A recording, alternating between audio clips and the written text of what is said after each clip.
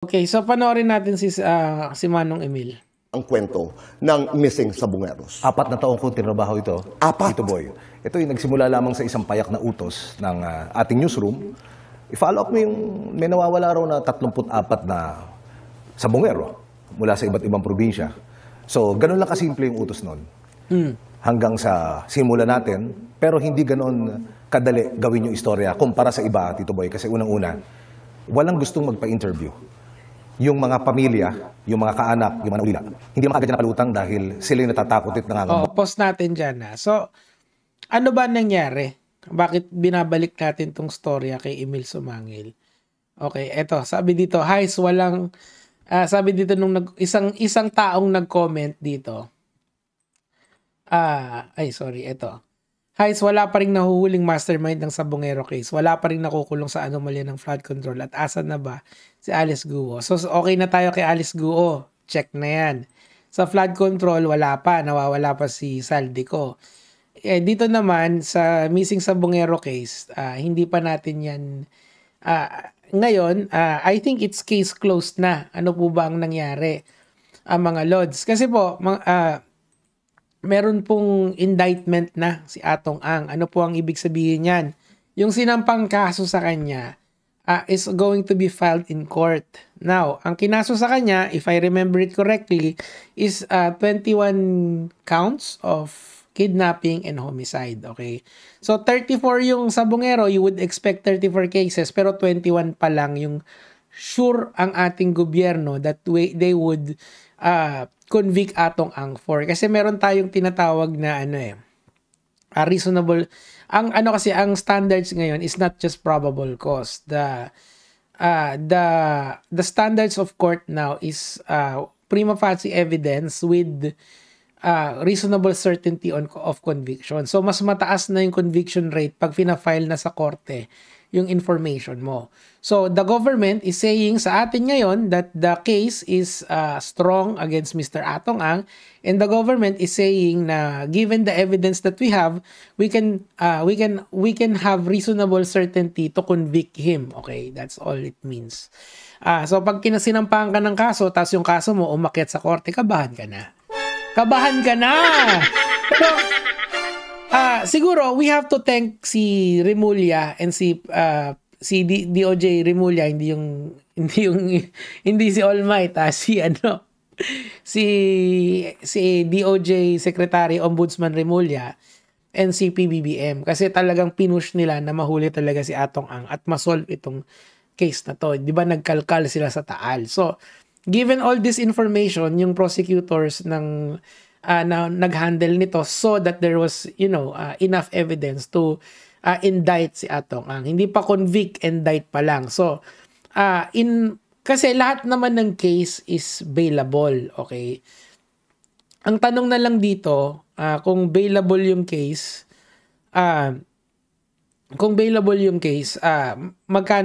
eto bang case niya is bailable din? In my opinion, siguro kasi may mga bail hearing yan pero sureball ka, hihimas to ng rehas etong si Atong Ang, okay? Hoyo to sigurado. Kulong to sigurado. Pag bumaba na yung warrant niya, kasi next step niyan is warrant kasi based from personal experience, meron kasi kung mga taong kinasuhan after namin manalo sa prosecutor level, sunod na yung warrant, okay? Of course, kailangan mong sumuko doon para yung booking process mo is taliwasay, and kung meron kang recommendation for bail. Now, sinasabi dito ni DOJ Remulla, si Secretary Ombudsman Remulla, sinasabi niya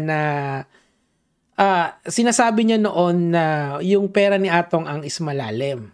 Totoo, malalim talaga. Kasi nga, I used to do promotion for a sabong, may sabong na pinopromotan kami nung araw, and malaki talaga yung pera doon. I believe yung sabong house na yon online was kumikita ng millions per hour. So, isipin mo maliit lang yung market share ng sabong group na yon. Paano pa si Atong Ang na ang laki ng market share niya, parang 70 yata or 80%. So, at least kung million yung kinikita ng sabong house na yon na dating nag-ano kami per hour, sa kanya siguro hundreds of millions or even tens of millions. Ganon kalaki yung scale nito, mga lods.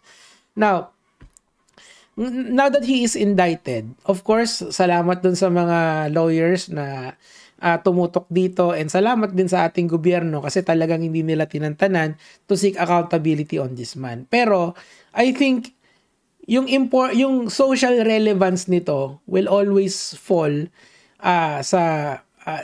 sa media na lagi nilang pinupush yung tong idea na to. And magpasalamat tayo kay Emil Sumangil. Totoo lang. Alam niyo kung bakit?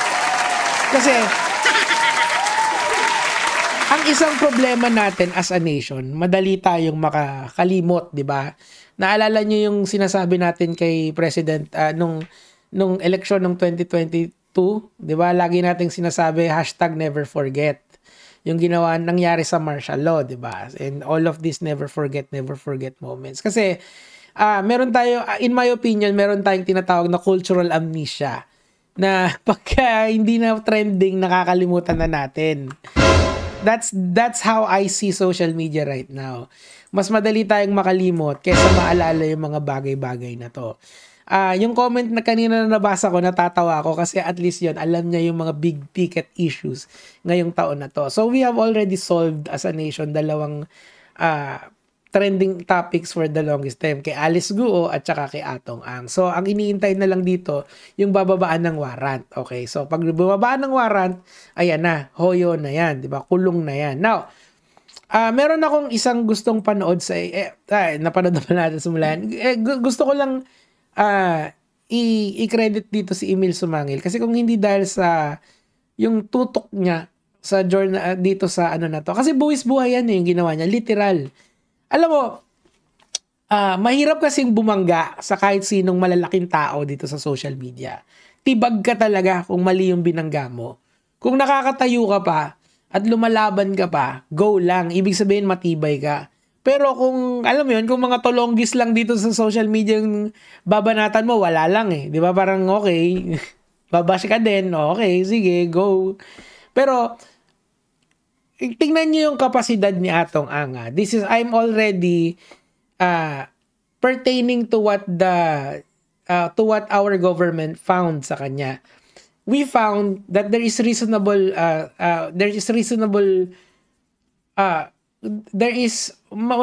very reasonable na maniwala tayo na kayang kumidnap at pumatay ni Atong Ang. That is what the information is telling in front of me. There is reasonable certainty to believe. Okay, kulit no? To believe that this man can kill. Di ba? Kasi yun yung nakita, this man can kidnap. Di ba? And kung papaniwalaan natin yung public pronouncement ni SOJ Remulla sa mga interview niya about kay Atong Ang, na hawak-hawak niya yung yung pera niya is nakakatawid ng miski mga justices sa Supreme Court natin.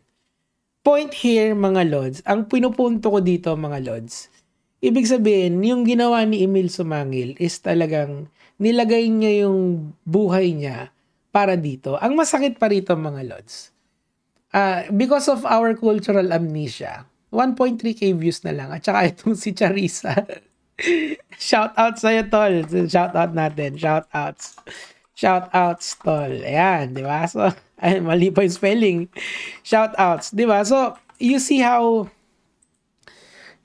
incredible this what this man did for so little of it's not even about fame kasi he can always pass the story to the next reporter.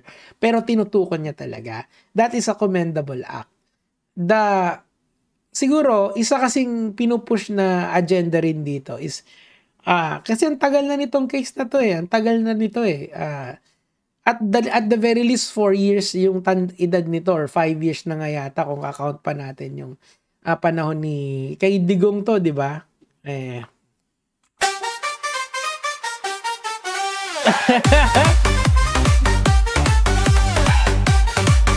Candy Gong to, di ba? So, pero ang point ko dito is that talagang tinutukan niya and magbuwis buhay talaga to. This is no simple task. Emil Sumangil should be awarded something here. I don't know kung anong i-award niyo sa kanya. Bigyan niyo sa kahit anong medal, kahit ano lang, special best reporter of at least this decade. Hindi na okay naman siguro yung decade of this year. O sige. Kasi yung ginawa niya is no easy feat. No easy feat talaga.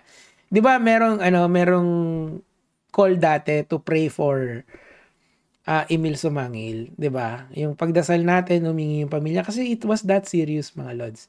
Meron ako mga rumors lang, mga gossip no na ngayon na well, sa tingin ko confirm naman talaga yung lakas ni Atong Ang. It's something na para sa akin talaga is yung ginawa niya is no less than heroic. Yun. So, yun lang naman po yung sa akin for today. Please watch this video niya with Tito Boy kung saan ini-interview siya about sa missing sabongero. Yun lang naman po, mga lads.